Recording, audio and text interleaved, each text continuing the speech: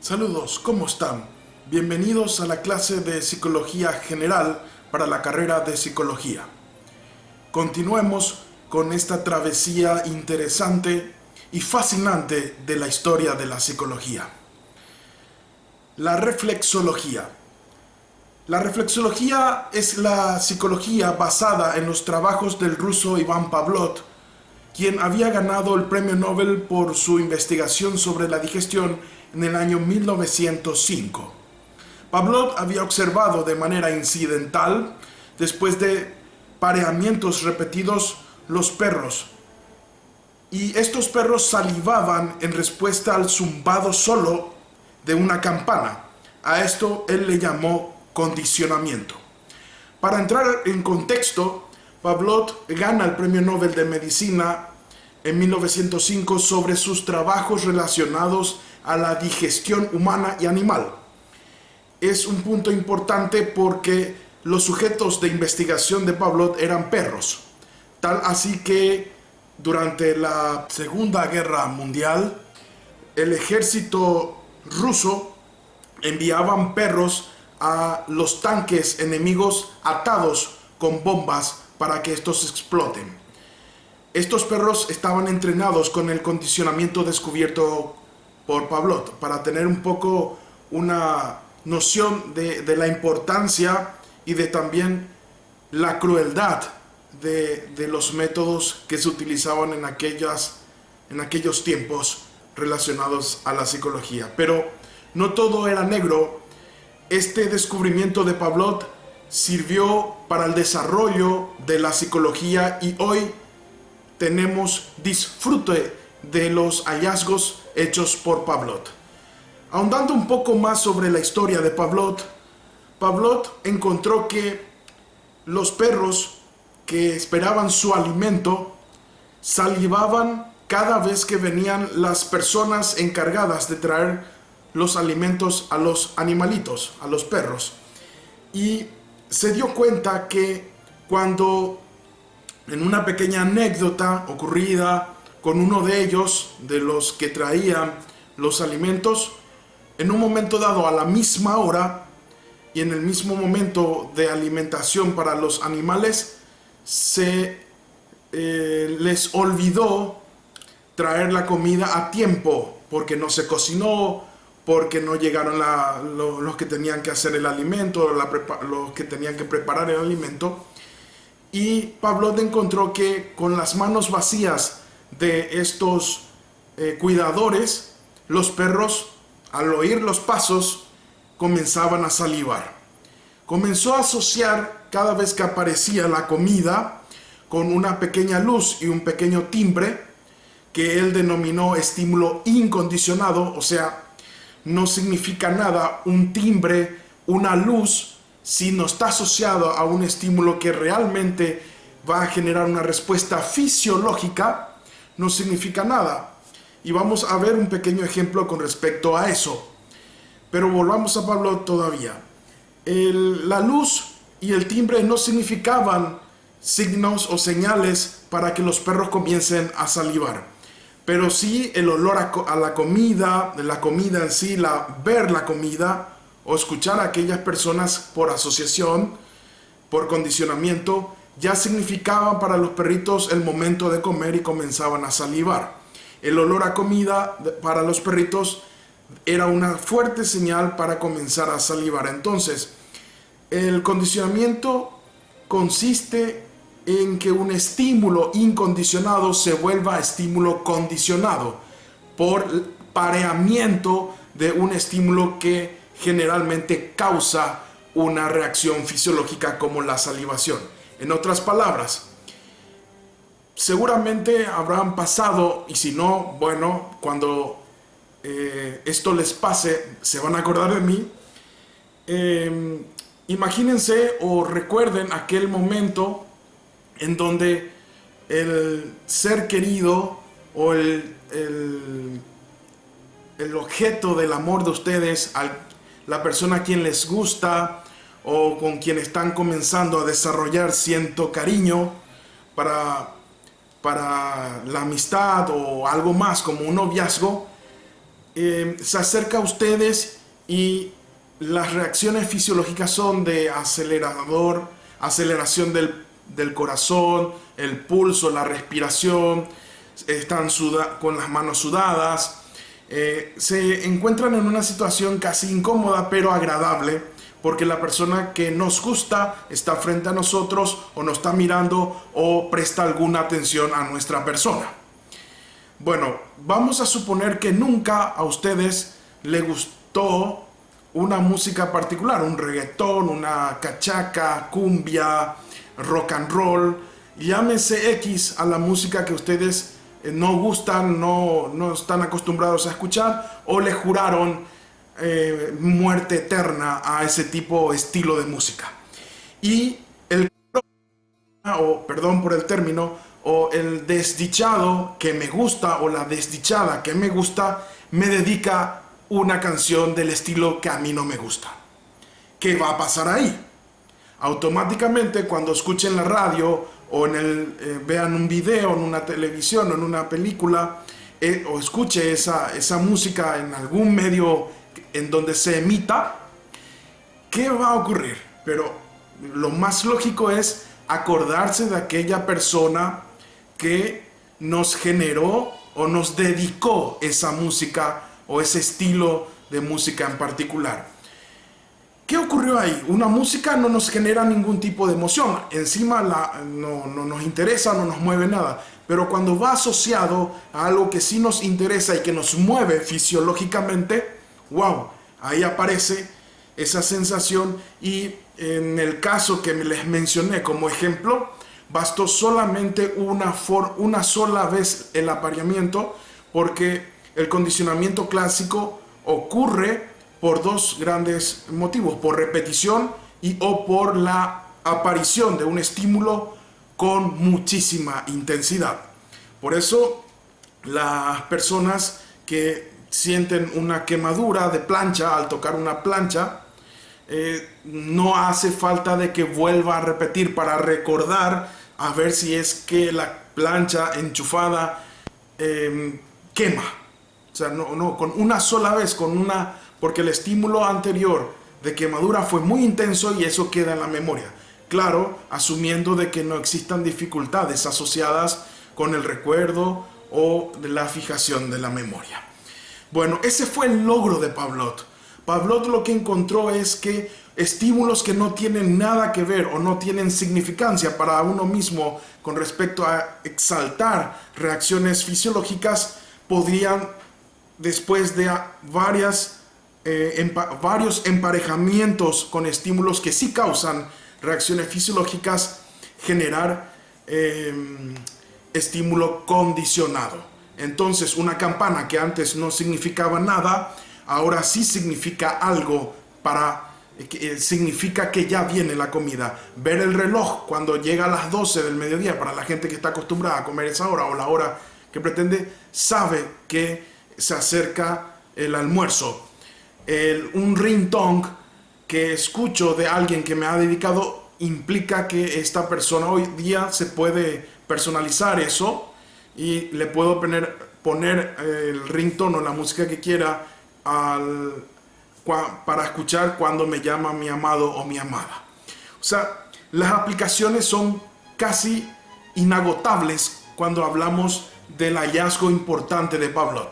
Y un punto muy importante y es para tener en cuenta es que este hallazgo fue fortuito.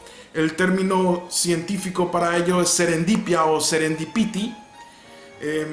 No es una invención. Les insto a que busquen la palabra serendipia, que Pavlov, al tratar de encontrar el funcionamiento de los órganos digestivos, se topa con esto sin quererlo. Esto significa serendipia. Y muchos de los hallazgos en las ciencias fueron hallazgos causados por serendipia o por suerte o por coincidencia. Bien, Pavlov entonces denominó a ese hallazgo como condicionamiento, pero no se le hizo caso hasta mucho después con un autor que vamos a ver un poco más adelante. Bien, hasta ahí entonces uno de los antecedentes relacionados a la historia de la psicología rusa Iván Pavlov. Bueno, ahora vamos a observar a un personaje probablemente el más conocido en el ámbito de la psicología, muy controversial, y también el que generó en cierta medida un cambio revolucionario con respecto a la visión de la psicología. Vamos a hablar de la escuela psicoanalítica o del psicoanálisis y del personaje que lo fundó, Sigmund Freud, o Sigmund Freud, como lo conocen la mayoría de los estudiosos. Bien, Freud funda el psicoanálisis y define algunas teorías denominadas psicodinámicas, que se trata de teorías de la personalidad que afirman que la conducta es el resultado de fuerzas psicológicas que interactúan dentro del individuo, a menudo fuera de la conciencia. O sea, Freud habría una posibilidad bastante importante que hasta ese entonces era imposible poder entender, que es el del comportamiento y muchos de ellos fuera de la conciencia. Daría importancia fundamental e hincapié al inconsciente. Antes de avanzar directamente a Freud, el psicoanálisis tiene varias teorías muy interesantes, controversiales. Algunas están poniendo a prueba, pero y otras no entran dentro de la situación de refutación. Pero dentro de todo, lo que hizo el psicoanálisis fue el de mover, de buscar explicaciones relacionadas a poder entender el comportamiento de las personas. Nosotros no debemos alejarnos del contexto cultural y del momento y de la época en donde se desarrollaron los hechos. Por eso, cuando Freud va a decir en la teoría psicoanalítica que gran parte del comportamiento en uno de sus aspectos corresponde a la libido, a la sexualidad, sé que es más abarcativo, pero a modo de conocerlo, ustedes van a sumergirse en la teoría psicoanalítica más adelante en su tiempo libre. Voy a darle lo principal. Imposible es abarcar a Freud o al psicoanálisis en una cátedra de 6 meses. Necesitamos un año. El psicoanálisis es muy complicado, complejo. La palabra es compleja. El psicoanálisis es muy complejo con respecto a sus términos, pero con profundidad se puede comprender con muchísima mayor facilidad. Hay que tener en cuenta que los aportes que vamos a ver más adelante del psicoanálisis sirven hasta hoy día, y a pesar de tener controversias con otras escuelas. Bien, el psicoanálisis nace en un contexto cultural en donde la represión, la vida sexual estaba como prohibida mencionarla, se vivía como un tabú, y Freud decía de que gran parte de los problemas que existen en la sociedad radica en que no se sabe expresar o no se deja expresar a las personas sus deseos sexuales. No necesariamente relacionado al coito, sino el concepto de sexualidad de Freud iba más allá que el mero ejercicio de tener coito. Para ello, entonces, vamos a ver los aportes y, lógicamente, van a tener ustedes materias sobre el psicoanálisis que les van a dar mayor información y mayor profundidad. Pero aquí no se puede dejar pasar la importancia del psicoanálisis y de Freud con respecto a plantarse en un tiempo en donde la psicología todavía estaba incierta o en incertidumbre. Ese fue el gran logro de Freud del psicoanálisis, y vamos a verlo entonces ahora. El psicoanálisis es una corriente teórica que surge aproximadamente a finales del siglo XIX. Sus autores más representativos son Sigmund Freud y Carl Jung. Vamos a ver a otros autores también, pero estos son los dos más importantes. Ustedes a lo largo de la carrera van a también toparse con otros más. Freud fue médico y neurólogo, estaba interesado en el inconsciente del ser humano, utilizó la hipnosis como una técnica de investigación, asociaba los trastornos infantiles y los mecanismos de represión a las enfermedades mentales. Eso fue el aporte fundamental de Freud. O sea, las dificultades mentales radican en que existe represión, que vamos a ver un poquito más adelante. La mayoría de sus aportaciones se fundamentaban en la teoría de los instintos, donde la motivación sexual tenía un gran poder explicativo. O sea, Freud, en otras palabras, decía que el hombre se mueve en torno a la sexualidad. Pero era un punto muy importante, tal vez determinista, el psicoanálisis lo es, pero él necesitaba tener una explicación, un arqué, como los antiguos filósofos, para explicar el comportamiento humano. Y muchas de las explicaciones que Freud daba tenían cierta aplicación, por eso se hizo famoso aparte de ser controversial. Freud entonces desarrolló varias teorías de la personalidad, teoría del comportamiento, relacionados a cómo nosotros construimos nuestra personalidad.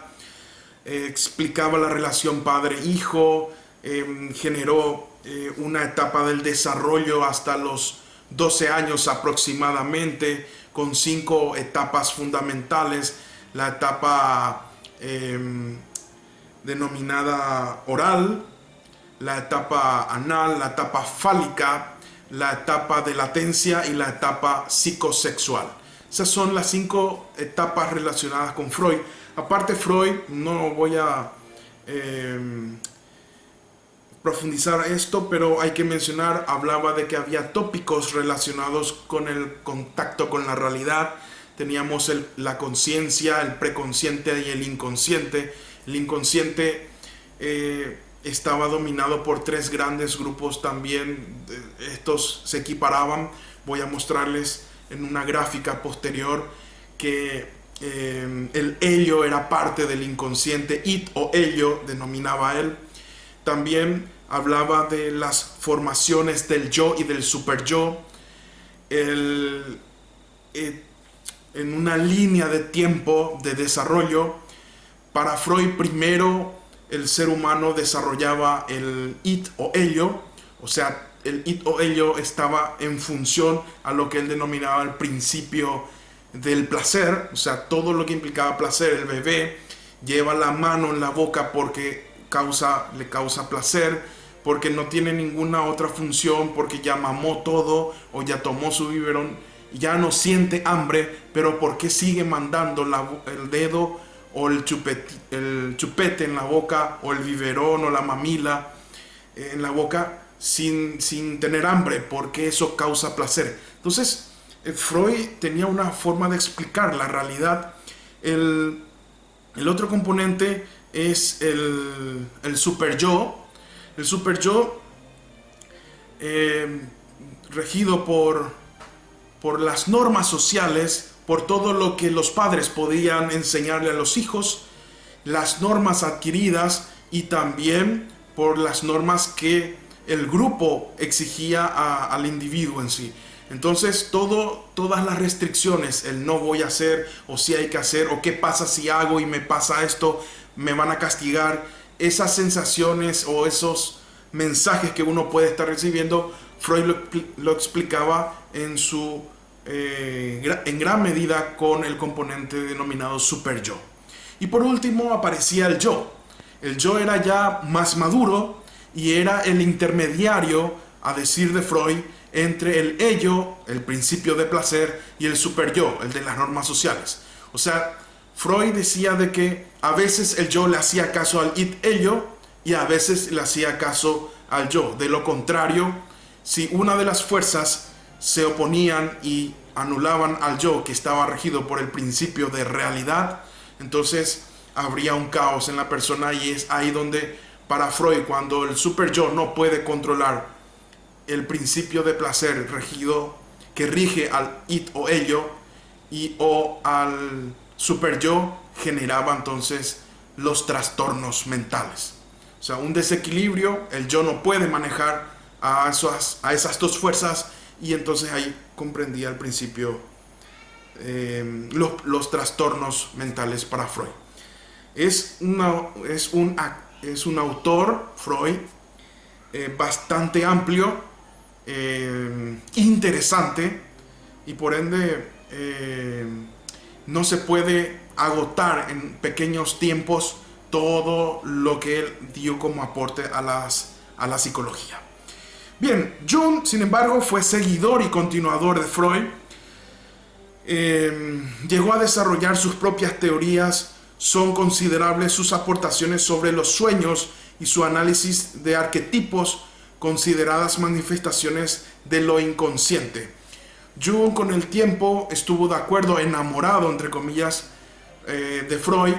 Estuvo de acuerdo mucho tiempo con Freud, hasta que después llega una ruptura irreconciliable, pero Freud ya le brinda su bendición, entre comillas, a Jung, de que él iba a ser su sucesor, el que iba a llevar adelante la tarea que Sigmund Freud había comenzado, que era el psicoanálisis.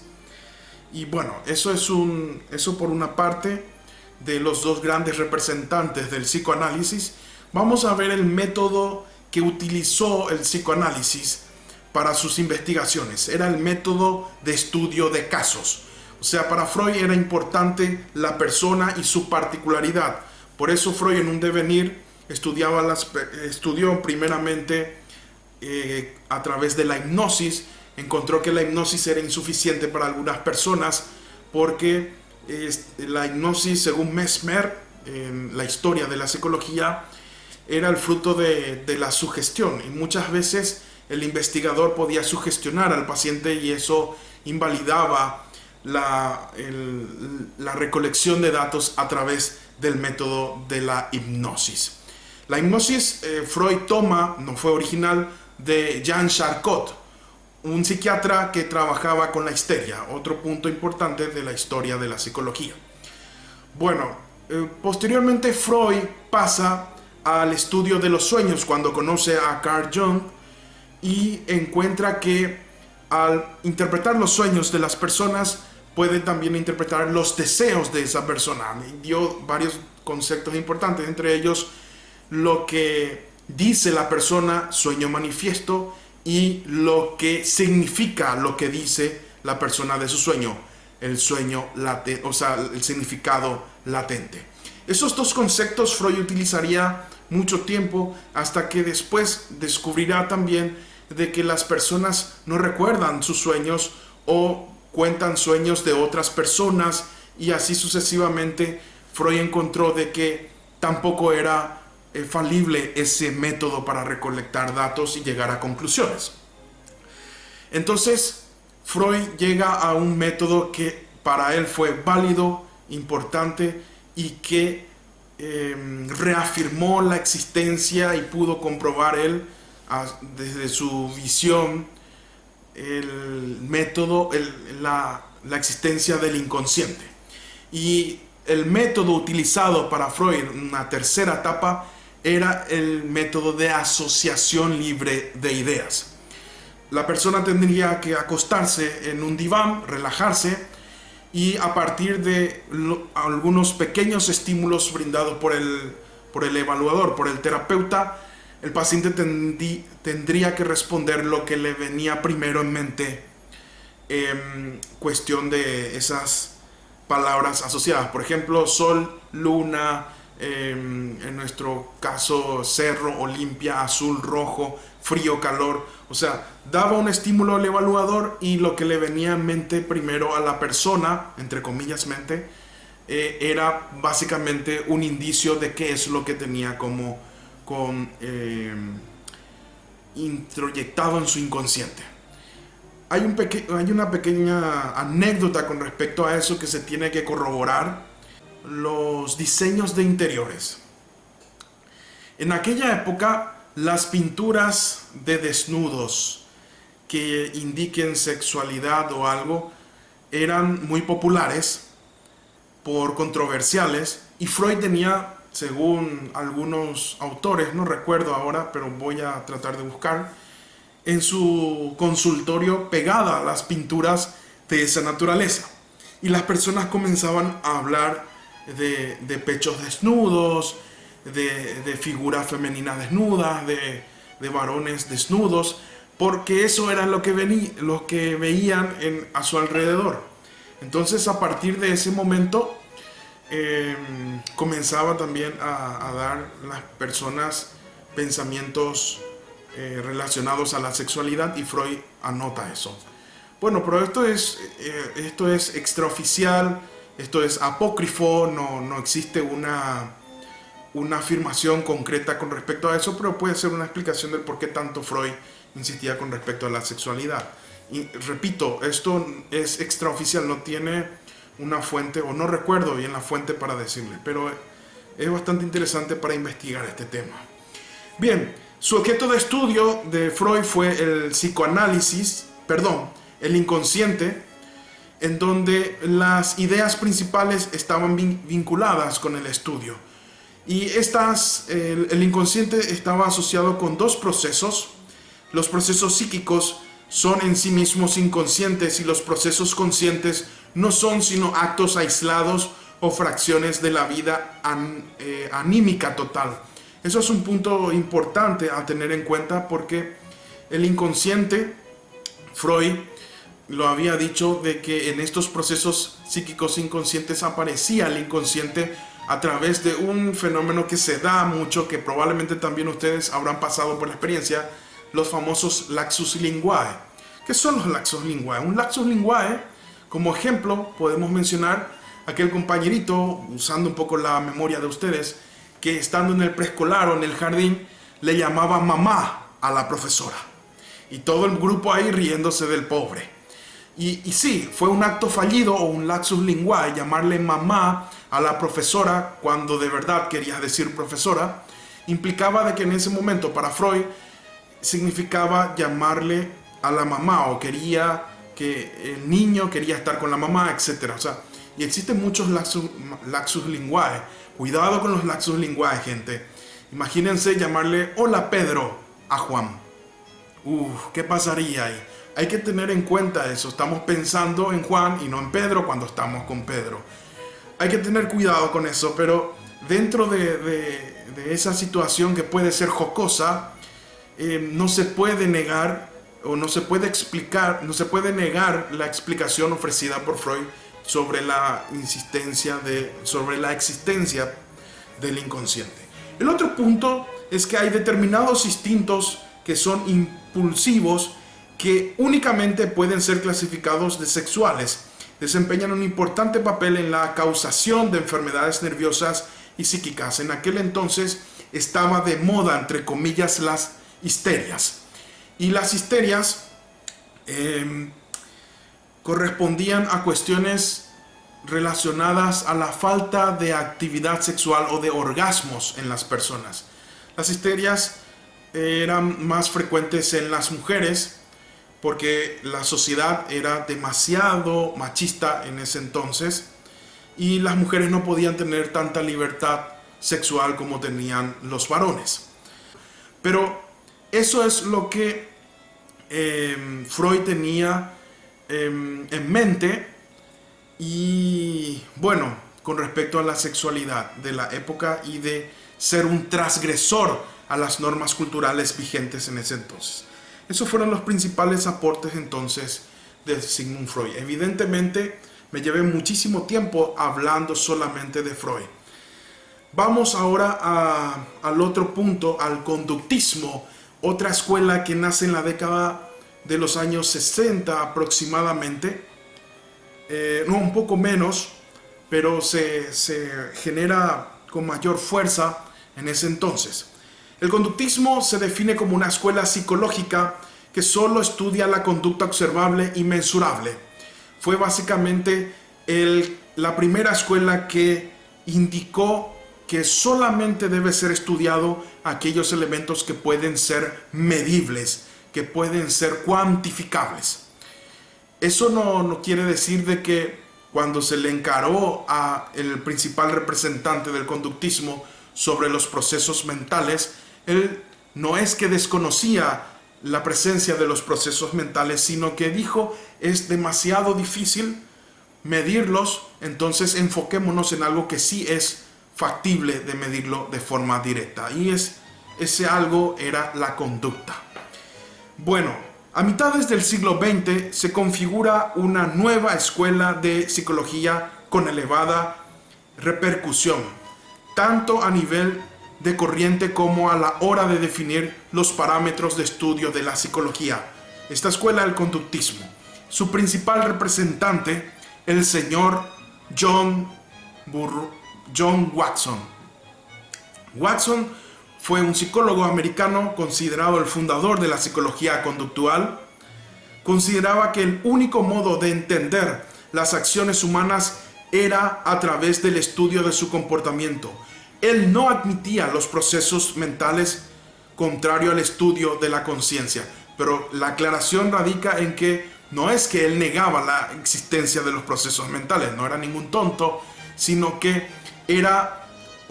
costaba muchísimo medirle, entonces él decía, vamos primero a enfocarnos al comportamiento.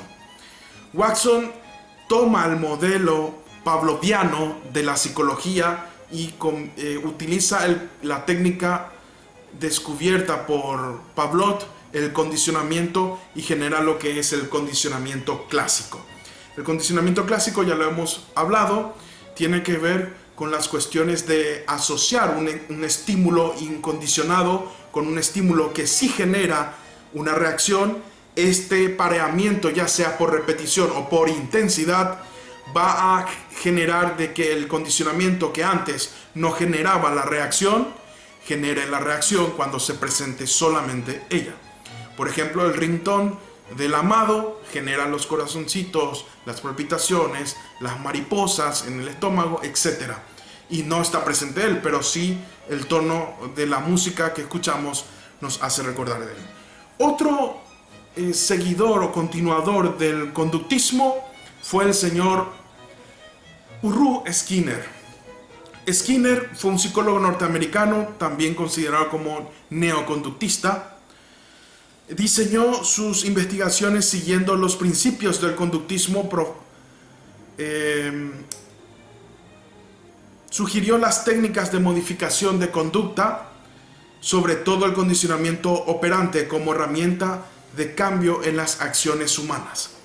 Ruth Skinner aporta una visión más al condicionamiento pavloviano y lo convierte en un condicionamiento operante. Skinner sostenía de que el condicionamiento clásico pavloviano ya no era suficiente para explicar los comportamientos que se observaban habitualmente en las personas, y desarrolló lo que se conoce como el condicionamiento operante. El condicionamiento operante es una técnica de modificación conductual en donde se tiene en cuenta los reforzadores que recibe un comportamiento en sí, sin importar si esta forma de operar sea una manifestación fisiológica de salivación, de palpitaciones, etcétera, o de operación conductual.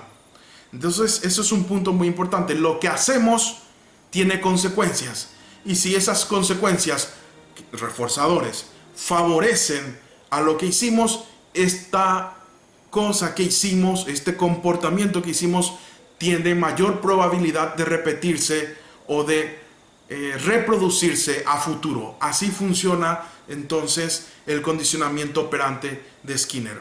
Hacemos algo, si ese algo tiene una consecuencia, esa consecuencia refuerza ese comportamiento que hemos realizado y lo volvemos a hacer. Ese es un punto muy importante. En otras palabras, una de las formas de explicar el condicionamiento operante tiene que ver con los conceptos de reforzador, que vamos a verlo un poquito más adelante. Los conceptos, cuando veamos aprendizaje, de los reforzadores y las consecuencias. Las consecuencias generalmente tienen que ser contingentes, o sea, después de algo. Cuando yo les pregunto a ustedes, por ejemplo, estoy haciendo spoiler otra vez del aprendizaje que vamos a ver más adelante, de cómo, por qué la gente no quiere estudiar para un examen. Y le pregunto, si la gente no estudia para un examen, ¿cuál es la consecuencia? ¿Cuál es la consecuencia de no estudiar para un examen? Y mucha gente me dirá, ¿y aplazarse? Y la respuesta es no. Porque aplazarse es algo desagradable, que te quita dinero, que te quita tiempo y que te quita prestigio. Entonces es una situación desagradable. Si yo meto el dedo en un agujero de un enchufe, me va a pasar una corriente eléctrica y eso va a ser desagradable. Por ende, no voy a meter otra vez el dedo ahí, a no ser de que tenga algún problema mental. Pero porque eso significó algo desagradable. Entonces, si no estudiar tiene como consecuencia aplazarse, nadie dejaría de estudiar para un examen. Pero ¿por qué mucha gente procrastina o deja de estudiar o lo deja para mañana?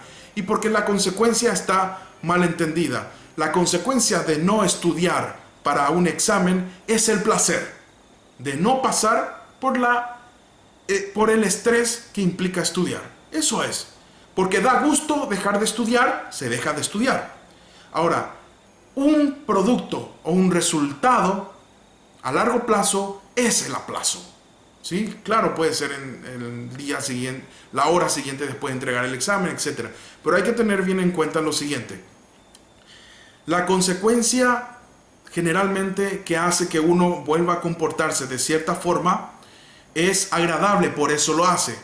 Si una persona no siente... Ahora, en el caso de que de verdad ustedes se preparan para un examen y después dicen, no quiero estudiar, no voy a hacer, y en ese mismo momento, no quiero estudiar psicología general, y en ese mismo momento, después de pronunciar esa última L de psicología general, reciben un mensaje mío diciendo te aplazaste en ese mismo momento, ahí tendrían ustedes una consecuencia desagradable. Eso se denomina contingencia. Después de decidir algo o de hacer algo, que le llegue enseguida una consecuencia. Eso es contingencia.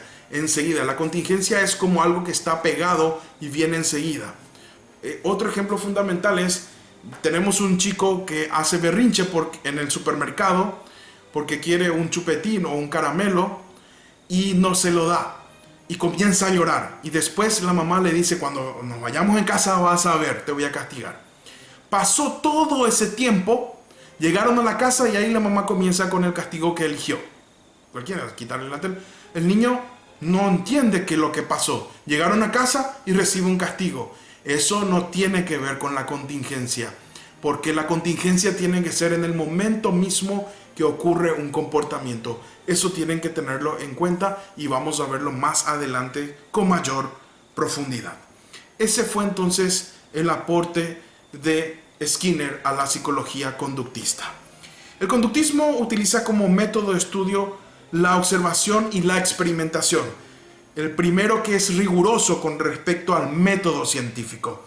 El objeto de estudio es la conducta observable.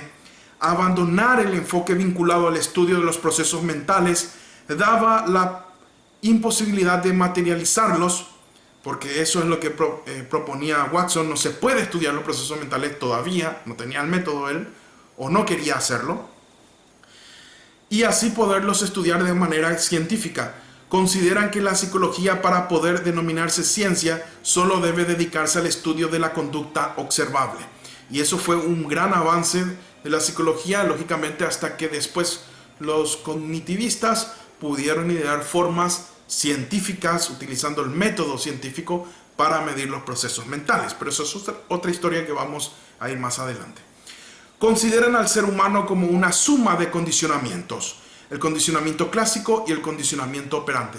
O sea, nosotros somos el fruto de condicionamientos clásicos y de condicionamientos operantes. O sea, todo nuestro repertorio conductual están basados en esos dos aprendizajes. Claro, hay un tercero que lo va a proponer Bandura un poco más adelante, lo vamos a ver también en teorías del aprendizaje. Bien, eso es entonces el conductismo. Me parece bastante interesante, entusiasmante poder entender esto que es el origen de la psicología en sí. Pasamos ahora a la siguiente escuela, que es la psicología de la Gestalt. Es la escuela de psicología que estudia cómo es que la gente percibe y experimenta los objetos como patrones totales. Es una escuela ya basada en una filosofía fenomenológica, o sea, en donde lo que importa es cómo uno percibe y no realmente cómo uno es. O sea, un ejemplo sencillo es que en una situación de fútbol, el gol es un elemento objetivo, ¿sí? Pero dependiendo de quién recibió el gol, la subjetividad va a ser desagradable, y dependiendo de quién marcó el gol, la subjetividad va a ser agradable. O sea, la Gestalt estudia la forma en que experimentamos lo que se está percibiendo. Ese es un punto muy importante. Espero que haya sido claro ese ejemplo. Bien, los principales representantes de la Gestalt fueron Max Wertheimer, Kurt Kofka, y esta corriente tiene sus principios en el siglo XX. Y vamos a ver que estos eran psicólogos alemanes considerados como el fundador de la psicología gestáltica, y también ellos tenían en cuenta lo siguiente: nuestra percepción se basaba en una serie de leyes organizativas, las cuales consideraba innatas al ser humano. Las leyes eran de asociación, de proximidad, de similitud, etcétera, que lo vamos a ver también más adelante, pero eso no les restringe a ustedes a que vayan a investigar estas leyes. O sea, investiguen, lean, adelántense a los hechos. Tenemos mucho tiempo para ello. También otro representante era Wolfgang Köhler, figura destacada en los inicios de la psicología gestáltica. Su aportación más relevante es el concepto de aprendizaje por insight, conocido por su experimentación con chimpancés, con monos. Esto era bastante interesante porque tenía una jaula en donde ponía ciertos problemas a los monitos, como por ejemplo colgarles la banana y no darles ramas para que ellos alcancen, y con objetos que él dejaba adrede en el lugar, los monitos se ingeniaban para alcanzar la banana. Entonces el concepto de insight sale de esa forma. ¿Qué es el insight? Y el mejor ejemplo para entender al insight es cuando nosotros hacemos este gesto cuando solucionamos un problema o entendemos un chiste. Es el siguiente. Perdón por la actuación, pero esto es lo mejor que puedo decir. Cuando hacemos cuando comprendemos algo, cuando se nos cierra el círculo, cuando se nos prende la lamparita, eso es el insight. Cuando llegamos a concluir algo y encontramos la solución de ese problema. Eso es el insight.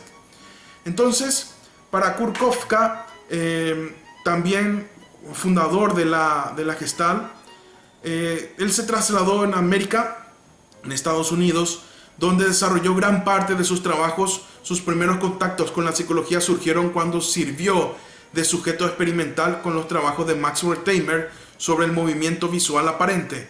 También es importante tener en cuenta que son los precursores del cine en la psicología Gestalt.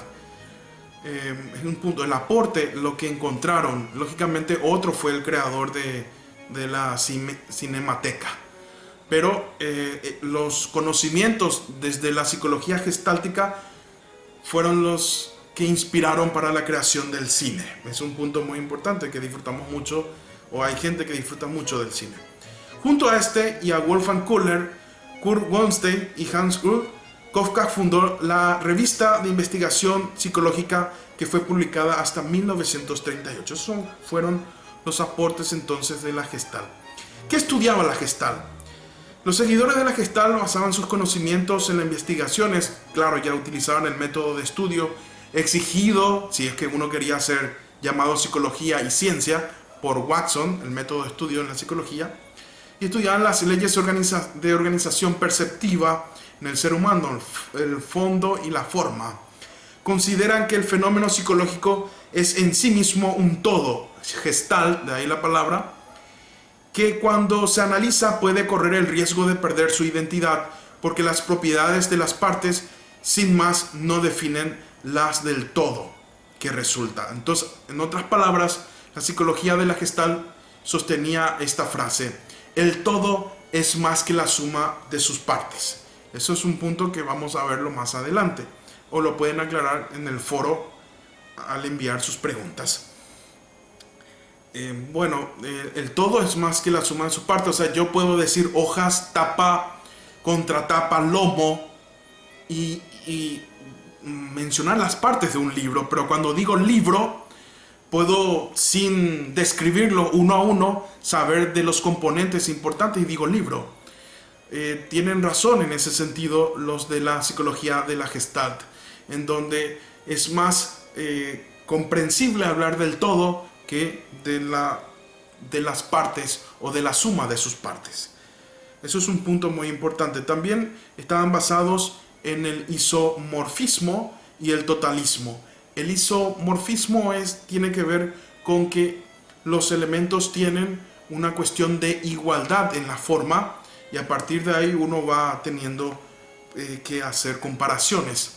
Y el otro tema del totalismo tiene que ver con una situación un poco más abarcativa que genera en otras palabras, son las personas que ven el bosque antes que ver el árbol, esa famosa frase también que ustedes conocen.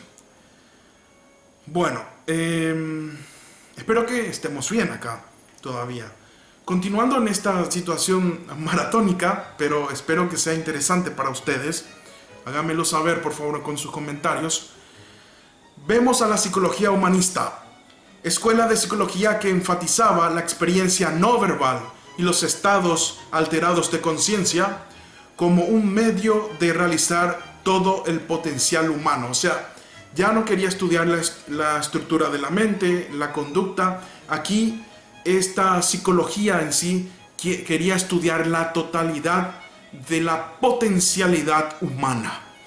O sea, ya se encargaron los demás de estudiar la parte humana. Ahora yo quiero entender cómo el ser humano puede llegar a desarrollarse, cómo puede llegar a autorrealizarse.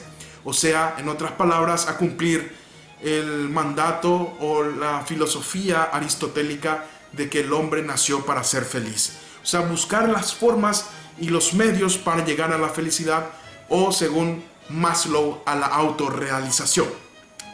Eso era lo que la psicología humanista quería. La psicología humanista era una corriente dentro de la psicología que nace como parte del movimiento cultural más general surgido en los Estados Unidos en la década de los años 60 también, y que involucra planteamientos en ámbitos como la política, las artes y el movimiento social denominado contracultura. O sea, era una visión que venía a ser la contra a todas las demás visiones filosóficas y psicológicas. La psicología humanista es una escuela que pone de relieve la conciencia no verbal de los estados alterados y los principales representantes fueron Abraham Maslow y Carl Rogers. También hay un punto importante con respecto a esto. Como el psicoanálisis y el conductismo se peleaban entre sí para saber quién era la mejor psicología. Yo soy la primera fuerza, conductismo. No, yo soy la primera fuerza, decía el psicoanálisis. Antes de entrar en esa pelea y como una situación marketinera, la psicología humanista decidió llamarse la tercera fuerza. Me gustaría dar otros ejemplos, pero como queda esto grabado, no voy a dar ese ejemplo. Entonces, para no entrar en conflicto con las dos fuerzas evidentes que eran el psicoanálisis y el conductismo, la psicología humanista decidió llamarse la tercera fuerza. Un poco después de todo este auge de la psicología, aparece la psicología cognoscitiva, que era una escuela dedicada al estudio de los procesos mentales en el sentido más amplio. Criticaba profundamente a John Watson, pero lógicamente terminó uniéndose para entender lo que hoy día conocemos como la psicología cognitivo-conductual, que es la que mayor evidencia ha tenido en estos momentos con respecto a las investigaciones y a sus intervenciones. Pero volviendo al cognitivismo, aparece a mitad del siglo XX y sus autores principales fueron Jean Piaget, que fue un psicólogo suizo conocido por sus aportaciones en el campo de la psicología cognitiva y sobre todo por su aportación en torno al desarrollo cognitivo de los niños, estableciendo distintos estadios del desarrollo de la inteligencia. El primero que comienza a estudiar una parte importante de la manifestación de la psique humana, la inteligencia. El otro fue Bradbury y Semionovich. El último, Vygotsky, el que habló con Ausubel y Jerome sobre el aprendizaje significativo. Son los principales representantes del cognitivismo. El método de investigación fue la observación y la experimentación, porque después de Watson, toda escuela que pretendiese llamarse científica tenía que utilizar el método científico y la observación, o si no, recibían hachazos de la comunidad científica. Su objeto de estudio fueron los procesos cognitivos básicos implicados en la recepción, el almacenamiento, la interpretación y la salida de la información. Establecen un paralelismo entre ordenadores y seres humanos a la hora de procesar la información. Estos autores y sus investigaciones permitieron entrar de nuevo a los procesos mentales. Recuerdan que Watson no quería saber nada de ello. En la definición de psicología como ciencia y por lo tanto como objeto de estudio. Y por eso la psicología, aunque tiene bastante fuerza todavía la conducta, se define como la ciencia que estudia la conducta y los procesos mentales. O sea, metieron los procesos mentales y medio que ganaron una pequeña pulseada al poderoso en ese entonces John Watson. Bueno, por ahí entonces avanzamos en este punto. Espero que haya sido de su agrado. Las escuelas hicimos de una velocidad maratónica, al menos yo lo vi así, y vamos a encontrarnos la próxima para culminar esta parte de la introducción a la psicología, que va a tener algunos aspectos importantes. Desde ya, muchísimas gracias por su atención, espero sus comentarios y nos vemos dentro de poco. Muchas gracias.